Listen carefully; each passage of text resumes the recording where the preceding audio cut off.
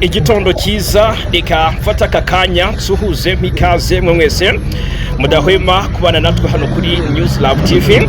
Reka mbifurize kugira ibyiza byose bitangwa n'ikiganza cy'Uwiteka. Turi mu gitondo cy'umugisha, igitondo cyiza cyo kuwa gatatu tariki 18 Gashyantare 2026. Nyemerera uzinduke mbere yo kujya mu kazi, mbere yuko ujya muri gahunda zawe, ubanze umenye uko byifashe ku makuru yo kuvuga ku mutekano ku butaka bw'Uburasirazuba bw'igihugu cya Kongo, umenye ibigezweho hano mu karere k'ibiyaga bigari. Turibanda ku kibuga cy'imirwano, imirwano yakomeje guca ibintu. MRDF y'urwaneho biravuga ko ifite insinzi mu biganza magingaya. Namakuru akiri urujijo, ndaje ngo nguhunze iyobera ubwira uko Poezero byifashe, dore ko iminsi ibaye ine havugwa amakuru avuguruzanya hagati y'impande zombi. Ese ninde ugenzura Poezero? Ni FARDC cyangwa se ni M23 na MRDF y'urwaneho?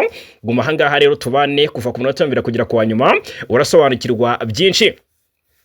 Ni Poezero tuza kwinjiramo twirebera hamwe situation zaranze iyi Poezero, cyangwa se uko byifashe no mu nkengero zayo. Hari ibice twirwareho yamaze kwikusanyiriza rwose, bifite mu biganza kakanya byabaye tombe. Ndaje mbabwire mbahunze iriyobera.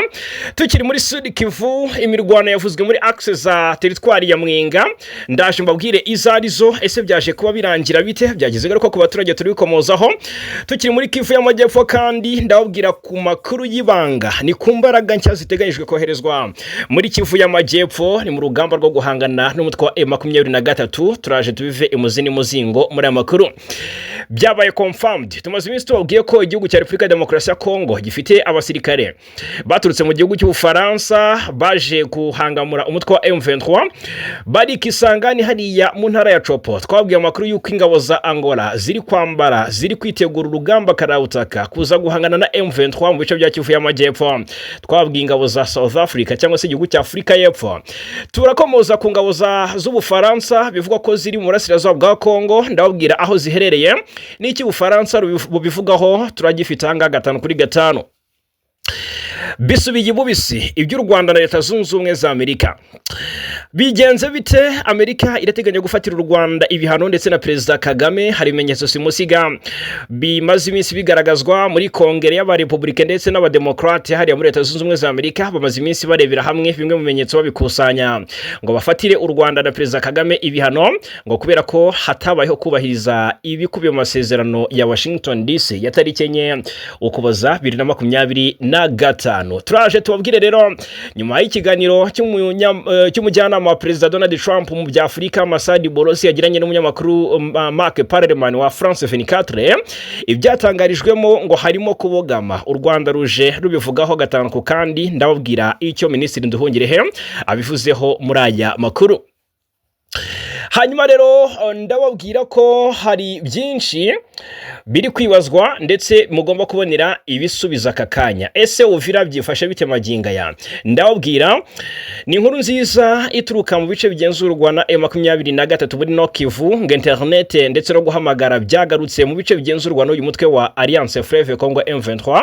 Ndababwira ibice nyirizina biri kuvugwamo iyi nkuru nziza. Abanyekongo hafi 100 birukamwe ku butaka bwa Zambia, baraziriki nabyo turaje tubigarukeho tubive imuzini muzingo muri aya makuru 5/5. Yes, hanyuma mu gihugu cy'abaturanyi cy'u Burundi, Perezida Ndayishimiye yaciye kuba ari guca ibiti n'amabuye avuga ko rwose ubu yabaye Perezida wa Afrika. Murabizi ko ejo bundi mu nama ya African Union uyu Perezida Ndayishimiye yahawe inkoni, ubu niwe muyobozi w'uyu muryango, ngafite ingamba zikomeye zo guhangana n'ikibazo cy'umutekano mu Burasirazuba bwa Kongo. Ndayishimiye rero wakiriwe nk'umwami agasasirwa ibitenge, yongeye kuvuga amagambo yibasira u Rwanda, ariko muri iyi nkuru icyo nza kuba anibandaho si icyo ngicyo. Ndababwira uburyo rwose ngo uyu Perezida Ndayishimiye yiyise Perezida wa Afrika. Reka nze mbigarukeho. Tukivuga ku Barundi, yitwa Sindimwo wabaye Vice President w'u Burundi, ntiyumva impamvu u Rwanda rusabwa gukoraho ingamba z'ubwirinzi rwashyize ku mipaka. Turaje rero tubigarukeho byose tubive imuzi ni muzingo 5/5. Nongeye kuguha ikaze. Reka rero kandi nkwibutse ko byoroshye cyane gukomeza kubana natwe, ni subscribe cyangwa sabone hano kuri News Lab TV. Ubundi bindi inshuti bavandimwe nta kindi usabwa uretse kubiduharira. Ariko iyo ukanze kuri subscribe cyangwa sabone ugakanda like, yego nkuko bikoze murakoze cyane. murakoze cyane gukanda aho ngaho hari like cyangwa se kuri like ni by'agaciro cyane.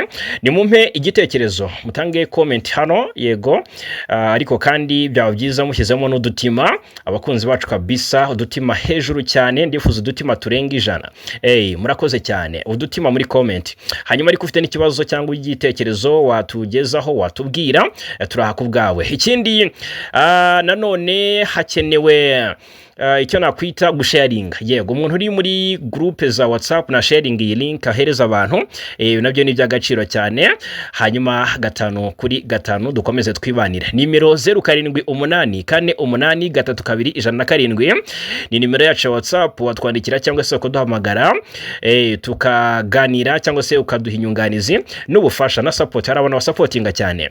Yes, hanyuma reka duhere ku kibuga cy'imirwano Mbahunze Iyobera, mbabwire uri kugenzura Poezero ndetse Mbahunze Iyobera n'ibinyoma byakomeje kugenda bivugwa.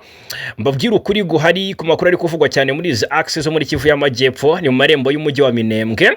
Hamaze iminsi habera imirwano ikomeye cyane, imirwano y'akataraboneka. Navuga ko ari ishiraniro hagati ya MLDF twirwaneho na coalition ya FARDC n'abazalendo, tibagiwe aba FDLR n'abarundi. Ni coalition mu rusange irimo n'abatanzania. Ahangaha muri izi access zo muri Kivu y'Amajyepfo hamaze iminsi havugirwa byinshi bitandukanye.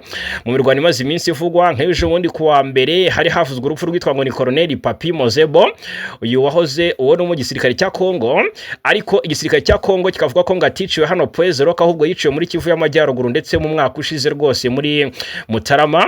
Bakavuga neza ko yayoboraga ingabo ku mirongo y'urugamba hano muri za Kibumba muri Kivu ya ruguru, ngo byari ku kimwero ngo tariki 26 Mutarama 2025. Nta makuru mu by'ukuri yuko Mozebo yaba yarishwe aragaragara mu bundi buryo, nubwo hagaragaye mayitiye, ariko FARDC yo irahakana ko yiciwe hano kuri Poezero, ariko nta makuru aba yasohotse. Ikiri kuvugwa ni iki? Ikiri kuvugwa muri izi access za Kivu y'Amajyepfo muri teritwari ya Fizi, muri access za Poezero werekera Minembwe.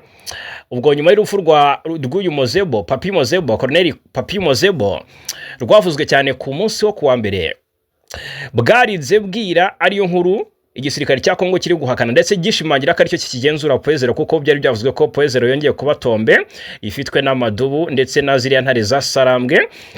Ubwo bivugwa neza ko muri imirwano yabaye kuri uwo munsi habayeho guhanura indege 3 za kamikaze ziri huriro ryo ku ruhande rwa guverinoma ya Kinshasa. Ni nyuma y'uko hari yashize iminsi 3 nta mirwano ikomeye ihabera, ariko habera mu operation hasi ku butaka ateye ubwoba cyane. Ari bivuga ko yaguyemo abasirikare batagira ingano barimo n'uyu Colonel Papi Mozebo. Kwa mbere imirwano yabaye rero mu gace ka Poezero, ahangaha yaciye igikuba cyane, isiga abasirikare benshi bo mu gisirikare cya Kongo bahasize ubuzima. Ariko ibi ngibi noneho iraswa ry'indege za kamikaze zigera kuri 3 ryagaragaje ko imirwano ishobora kuba yari serious. Ubwo navuga imirwano yo kuwa mbere bivuga ko yiciwe n'abacancuro bagera kuri 6 nk'uko amakuru avugwa na bamwe atugeraho abivuga. Noneho ubwo ibyiraswa rya drone za kamikaze byo byanemejwe n'umuvugizi wa M23 Laurence Kanyuka bije ku rubuga rwa X ari Twitter. Yarabishimangiye rwose avuga ko bavugutiye umuti ibyizo drone zari zimaze iminsi zikora ibikorwa bibi, zigaba ibitero ku baturage bahariya muri biriya bice. Noneho ku munsi w'ejo kuwa kabiri, noneho icyaje kuvugwa n'iki, twaje twumva ngo MLDF twirwaneho ndetse na M23 bisubije Poezero mu buryo budasubirwaho. Ariko sukibaza, Poezero barayifite mu biganza cyangwa bayifite mu buryo buri strategique? Nicyo rero ngira ngo nkubwire nguhunze Iyobera magingaya.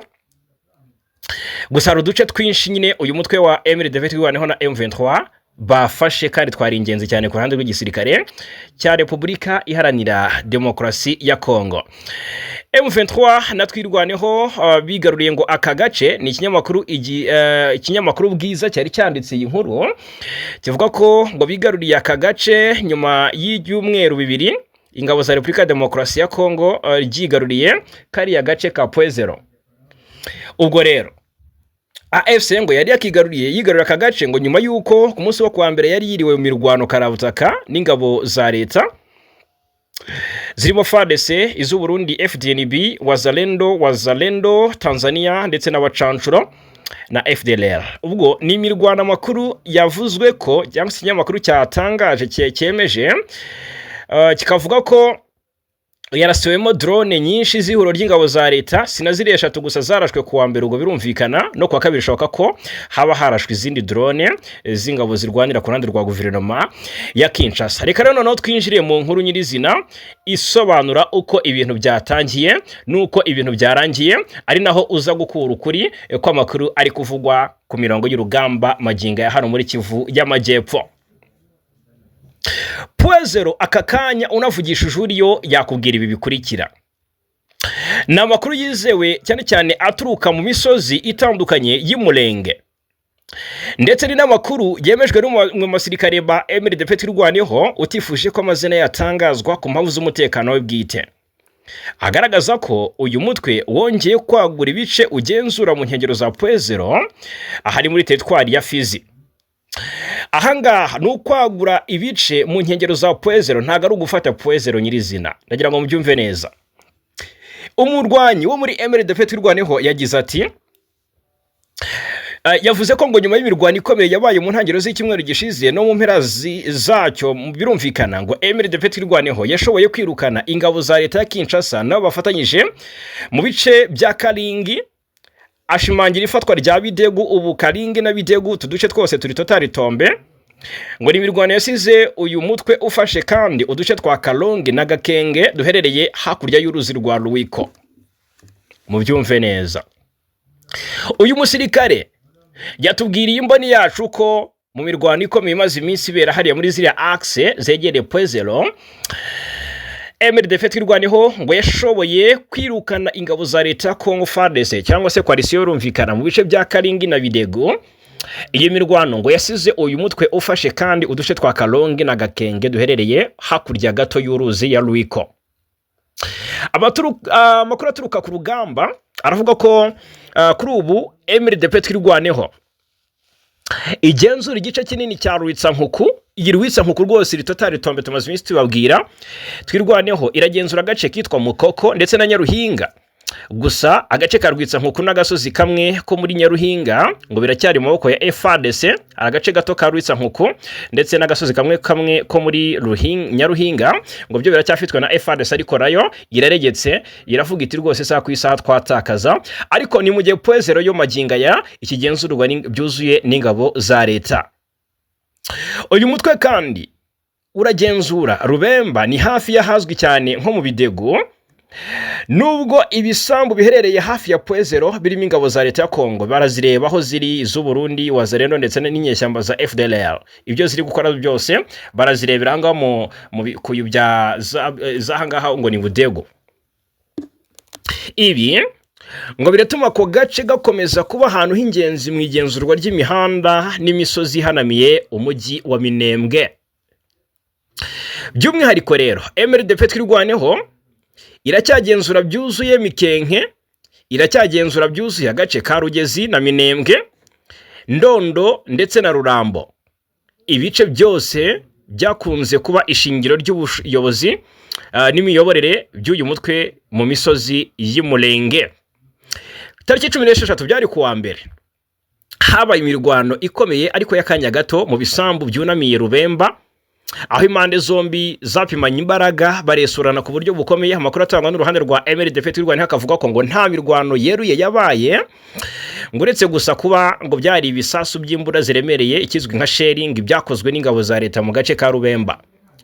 Ariko kandi iyi mirwano ngo yabaye mu gihe ubwo murabizi ko muri axe za Fizi na Uvira urwikekwe ni rwose hagati impande zombi baracunganwa kujisha mw'abantu mwe. Iyi mirwano ibaye mu gihe murasirazuba bwa Kongo ibintu bikomeje kuba ibindi ibice bikomeje kuberamo impinduka zikomeye mu bijyanye n'imitwe yitwaje intwaro ihanganye n'ubutegetsi bwa Kinshasa, by'umwihariko mu turere twa Fizi na Uvira. Twirwaneho uyu ni umutwe witwaje intwaro uvuga ko uharanira inyungu z'abanyamurenge bo misozi y'Umurenge. Uyu mutwe wagiye ugirana imirwano n'ingabo za leta cyane cyane FARDC ndetse n'indi mitwe irimo Wazalendo na FDLR yakunze kuvugwaho gukorana n'ingabo za leta ya Kongo mu bice bimwe na bimwe hariya muri axe za Sud Kivu. Aka gace ka Pwezero rero mw'abantu mwe mbabwira ahangaha kari kuvugisha benshi gafatwa nk'ingenzi cyane kubera umwanya wako mwigenzura ry'inzira zihuza imisozi ya Minembwe n'ibindi bice byo muri teritwari ya Fizi. Ubu rero mu by'ukuri ndagira ngo babwire ko ibintu bitoroshye n'aka na gato. Pwezero aya makuru aragaragaza ko igifitwe n'abarwanyi ba nabo ku ruhande rwa guverinoma Kinshasa, ariko iragenzurwa mu buryo buri strategique na MRDP twirwaneho kubera iriya misozi nabwiye haruguru. M23 na twirwaneho babashije kwigarurira ku ruhande rw'abaturage bamwe b'abanyamurenge batuye Minembwe n'inkengero zaho. Baragaragaza ko bishimiye kuba ingabo za leta n'abafatanyabikorwa bazo batakiri mu bice bya Karingi na Bidego. Icyakora uko imirwano ikomeza, ubuzima bw'abaturage bakomeza guhungabana cyane cyane mu bijyanye n'umutekano, ubuhinzi n'ubucuruzi. Mw'abantu mwe ni mu gihe impande zihanganye zikomeje gushimangira imyanya yazo. Gusa biracyagaragara ko agace ka Pwezero n'inkengero zako kazakomeza kuba isibaniro ry'imirwano hagati y'impande zombi mu gihe hataraboneka umuti wa politiki ushobora guhosha burundu izi ntambara zimaze imyaka myinshi mu misozi miremire y'Umurenge. Turacyara ahangaha rero ngo tubabwire uko byifashe muri axe zo muri Sud Kivu. Haravugwa imirwano tutatindaho ivugwa muri axe za Mwenga, yakomeje kubera cyane hariya muri axe za muri teritwari ya Mwenga, ni mu gace kitwa ngo ni Rwindi. Ahari muri teritwari ya Mwenga ni imirwano ikomeje gusakiranya impande zihanganye. Hariya nitwirwano na M23 bahanganye na coalition aba ku ruhande rwa guverinoma Kinshasa, ndetse kuva ku cyumweru ngo bararasanye, abaturage barahunze, ibintu byarakomeye hano Mwenga. Hitwa Rwindi. Imirwano yabayeyo, abaturage barahunga bava mu byabo bahungira hitwa ngo ni Basile no mu nkengero zaho, ndetse no mu mujyi rwagati wa Mwenga. Bikavugwa ko nk'uwitwa ngo ni Bienfait Fazil Mulonda wa Rubanda, uyu ni umuhuzabikorwa wa societe civile yo muri ako gace, aravuga ko abaturage bahunze kandi bacukikiye ahantu hamwe babayeho nabi cyane hano muri axe za Basile. Arasa n'ubatabariza. Imirwano yakomeje kubera Mwenga yo ntiyavuzwe kubera situation ya Pwezero.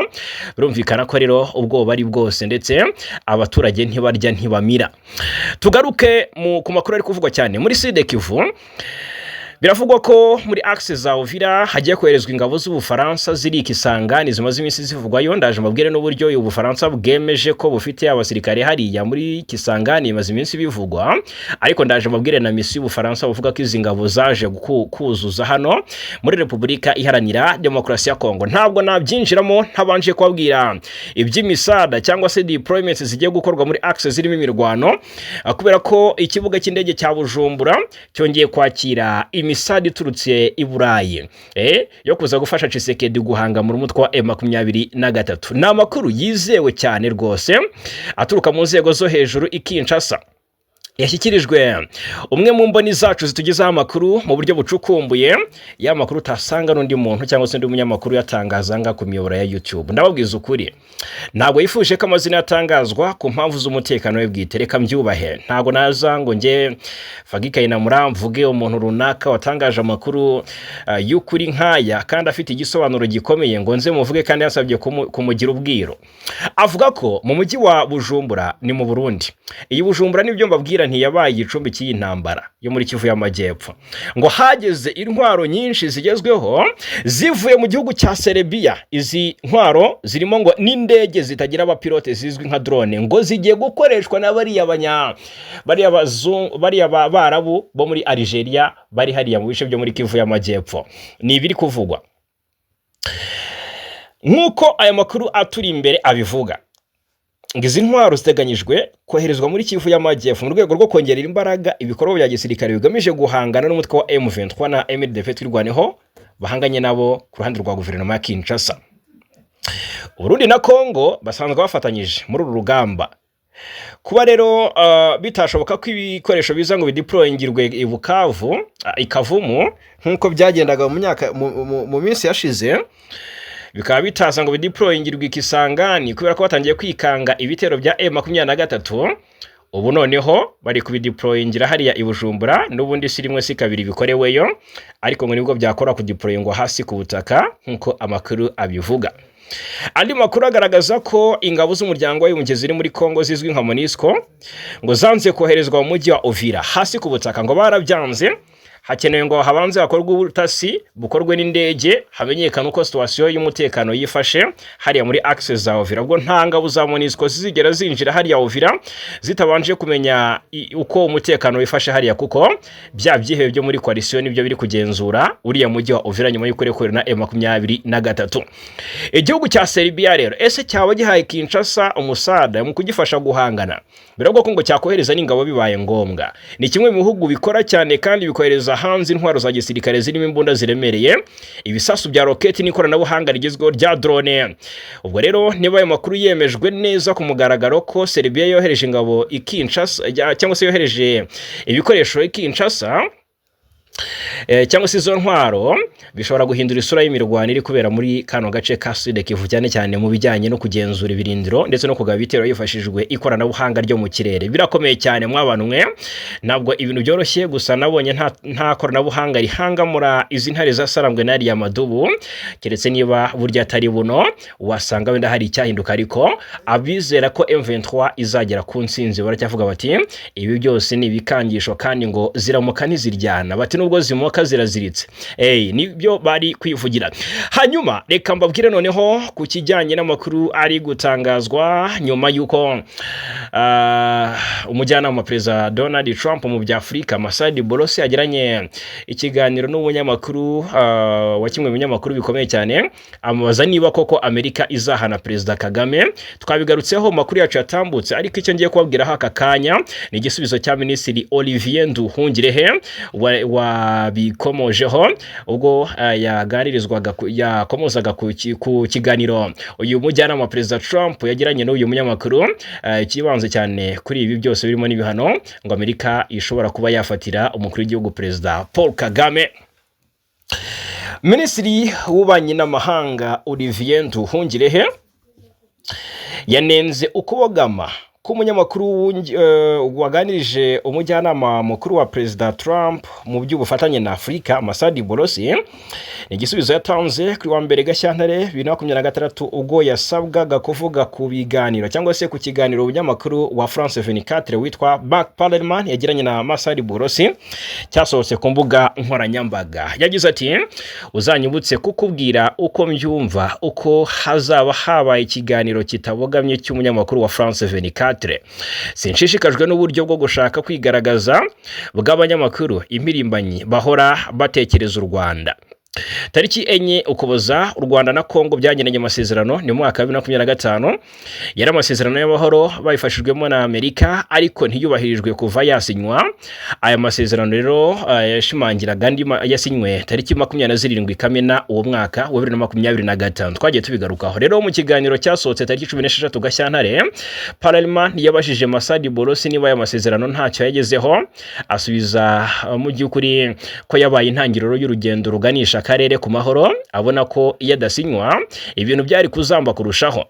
Ati kuva mu ntangiriro twavuze ko amasezerano y'amahoro ya Washington atari iherezo, mu by'ukuri atari iherezo ahubwo ko ari intangiriro. Amasezerano azaba amahoro yuzuye n'umutekano mu karere, ariko urwo n'urugendo rutwara igihe kirekire. Bolosi ahangaha yarasobanuye ko ikiza cy'amasezerano y'amahoro ya Washington ari uko yubakiye mu kugusubiza byinshi bigamije gukemura buri ngingo igize amakimbirane, kandi ko azunganirwa na gahunda ya Doha ihuza leta ya Kinshasa n'ihuriro AFC/M23 ashyigikiwe na Amerika n'umuryango wa Afurika yunze ubumwe. Ati iyo gahunda rwose iratwunganira kubera ko igamije gukemura ibibazo biri hagati ya M23 na leta ya Kongo. Mu by'ukuri ibyo ntibiri mu masezerano y'amahoro ya Washington.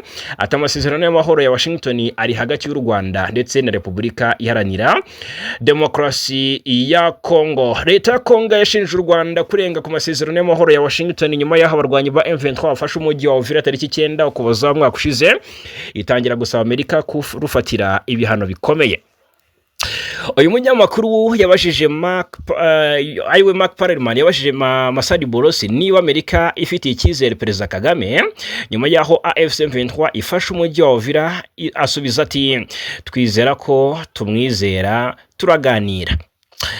Noneho rero muri iki kiganiro uyu munyamakuru yaranzwe ngo n'imyitwarire igamije kugaragaza ko u Rwanda ari rwo kibazo mu burasirazuba bwa Kongo, ndetse asunikira Burundi gutangaza ko bazarufatira ibihano nubwo yirinze kugira icyo abivugaho. Uyu munyamakuru ntiyabajije Masadi Burundi niba hari icyo Amerika iteganya cyangwa se iteganyiriza leta ya Kongo nyuma yo kwanga gusenya umutwe w'iterabwoba wa FDLR, ahubwo igahitamo gukomeza kuwufasha. Ubwo rero nubwo leta ya Kinshasa isabira u Rwanda ibihano irushinja kurenga ku masezerano y'amahoro, ntiratangira gusenya umutwe, ahubwo ivuga ko abarwanyi bawo benshi baba mu bice bigenzurwa na AFC M23, amakuru bigaragara ko ari ikinyoma. Minisitiri Nduhungirehe rero yaraherutse kwibutsa guverinoma ya Kongo ko hari abarwanyi benshi ba FDLR bashinje cyangwa se aba FDLR benshi binjijwe mu gisirikare cya Kongo, abo bakaba bakorera mu bice bigenzurwa na leta ya Kinshasa.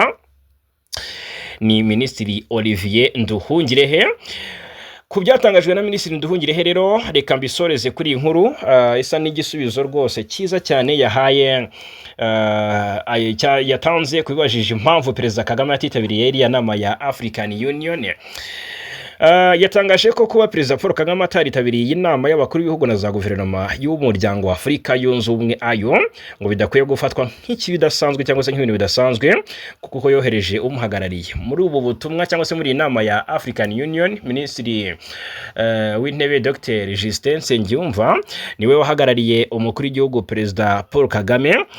Ubutumwa rero bushingiye ku bwanditswe n'umunyamakuru Rome Grace wa Jeune Afrique busa n'ubwibaza impamvu Perezida Kagame atitabiriye iyi nama ya African Union. Agira ati Perezida Kagame utaritabiriye inama ya AU mu mpera z'icyumweru gishize yari muri Leta Zunze Ubumwe za Amerika, aho yakurikiye umukino wa All Star. Minisitiri Nduhungirehe yasubije umunyamakuru ko inama ya AU ititabiriwe na hafi kimwe cya kabiri cy'abakuru b'ibihugu 54 bigize uyu muryango, kandi ko Minisitiri w'intebe Dr Nsengiyumva Justin yahagarariye Perezida Paul Kagame.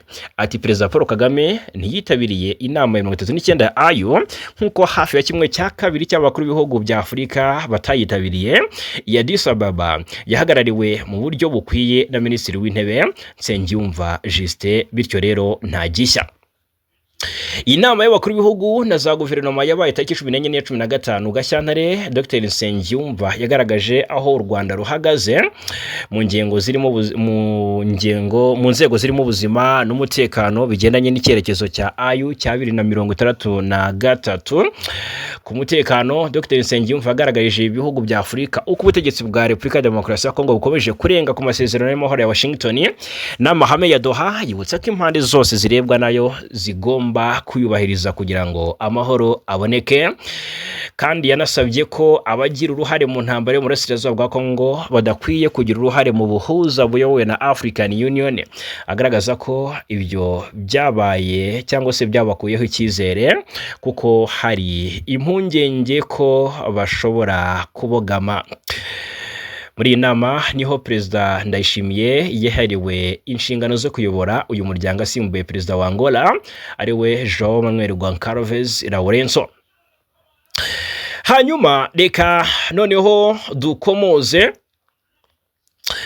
ku makuru ari guturuka mu bice bitandukanye by'uburasirazuba bwa Repubulika Iharanira Demokarasi ya Kongo. Iyi ni inkuru nziza isa na hari igisubizo, ivuga ko serivisi zo guhamagara kuri telefone ndetse na internet zasubijweho muri teritwari za Masisi.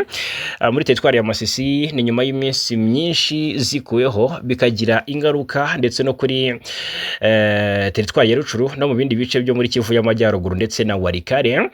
Nyuma y'ukwezi izi serivisi zihagaritswe, imiyoboro ya Airtel, Orange ndetse na Africell yasubijweho mu ijoro ryo kuwa mbere tariki 16 Gashyantare 2026. Ibintu byose n'uburyohe, bikavugwa ko kandi imiyoboro ya Vodacom ari yo gusa itarasubizwaho nk'uko amakuru aturuka mu bihe muri ibi bice bitandukanye avuga.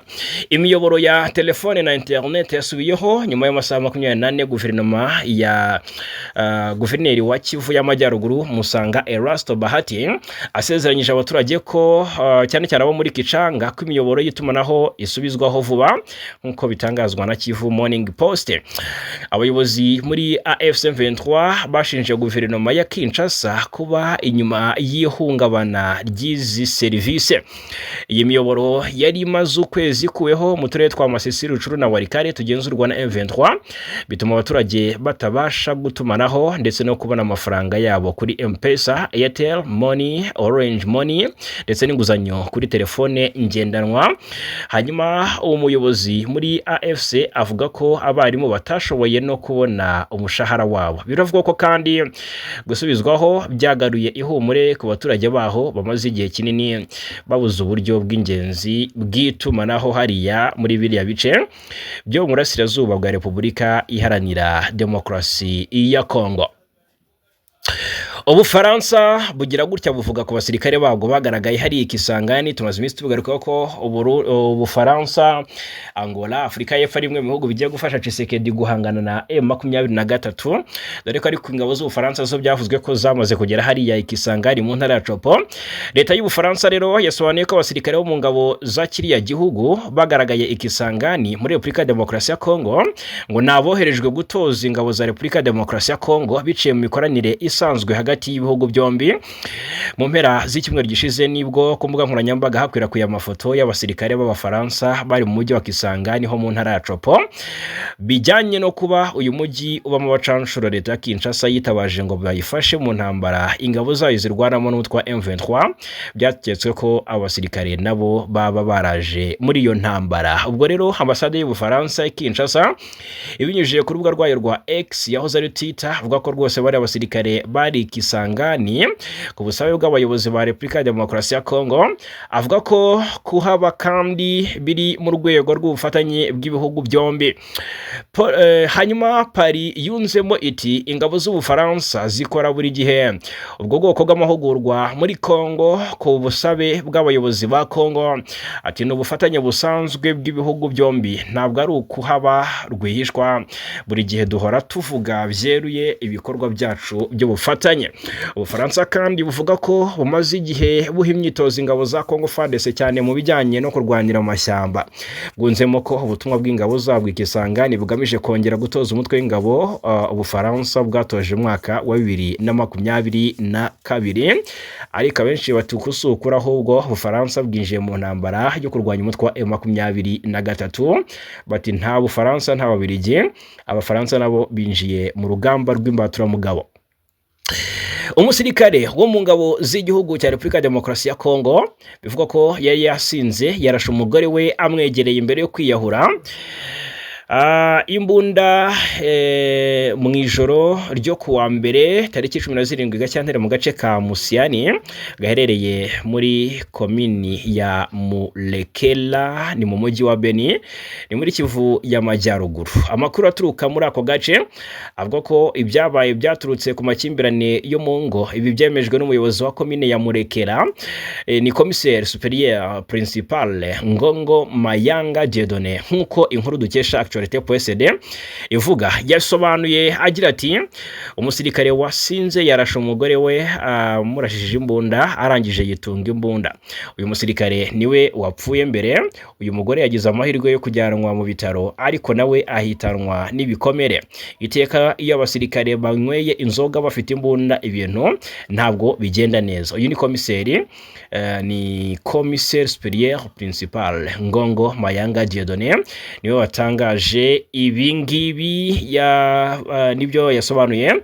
Hanyuma ariko imirambo y'umusirikare n'umugore we itegereje gushyingurwa mu gihe ibintu nk'ibi bikunze kuba muri Beni ahamaze imyaka myinshi hoherezwa abasirikare mu rwego rwo kurwanya inyeshyamba za ADF. Inyeshyamba zigendera ku mahame ya Islam zituruka mu gihugu cy'abaturanyi cya Uganda. Yes, hanyuma indi nkuru twasorezaho tunapfundikira impamba y'amakuru agezweho cyane cyangwa se yavugwaga cyane mu burasirazuba bwa Repubulika Iharanira Demokarasi ya Kongo. Biravugwa ko abanyekongo hafi 100 birukanywe ku butaka bwa Zambia. Ni umukwabu ukaze wakozwe mu mpera z'icyumweru gishize n'ishami rishinzwe abinjira ndetse n'abasohoka muri Zambia mu mujyi wa Ndola, watumye hafatwa abene gihugu barenga 80 b'abanyekongo, bamwe bo muri bo bakaba barirukanywe muri Zambia. Hanyuma rero nkuko amakuru aturuka muri ako gace atugeraho abitangaza, abo bantu bashinjwa kuba muri Zambia mu buryo butemewe n'amategeko. Abategetsi ba Zambia bagaragaza ko abantu barenga 170 bo mu bihugu bitandukanye bakekwaho kuba mu gihugu mu buryo butemewe n'amategeko. Muri bo harimo 80, muri bo harimo abanyekongo barenga 80 barimo impunzi. Iki gikorwa cyatewe inkunga n'izindi nzego zishinzwe umutekano muri Zambia, kibasiye uturere twinshi twa Ndola nka Hillcrest, Mitego, Kawama, Kinshasa ndetse na Dola Hill.